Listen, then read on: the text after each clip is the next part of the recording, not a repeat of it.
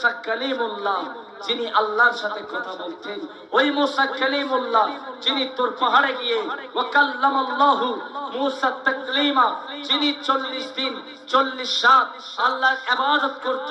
শুধু তা নয়, 40 দিন রোজা রাখার পরে তোর পাহাড়ে গিয়ে আল্লাহর সাথে কথাবার্তা হতো, কথোপকথন হতো। আর নবী মুস্তাফা হলেন এমন নবী যাকে আল্লাহ পাক দিদার দেওয়ার জন্য জিব্রাইলকে পাঠিয়েছেন। ও জিব্রাইল, যাও আমার নবীর দরবারে, আমি আমার নবীকে আমার নিকট দাওয়াত পাঠাচ্ছি তোমার মাধ্যমে, যাতে করে আমার মাহবুব যেন লামকানের খোদার সাথে যেন দিদার করতে আসে। সুবহানাল্লাহ। মুসা কালিমুল্লাহ আল্লাহর সাথে দিদার পাওয়ার জন্য তোর পাহাড়ে যায়, আর খুদ রব্বুল আলামিন নবী মুস্তাফাকে দিদার দেওয়ার জন্য জিব্রাইলকে পাঠিয়ে দিলেন। সুবহানাল্লাহ।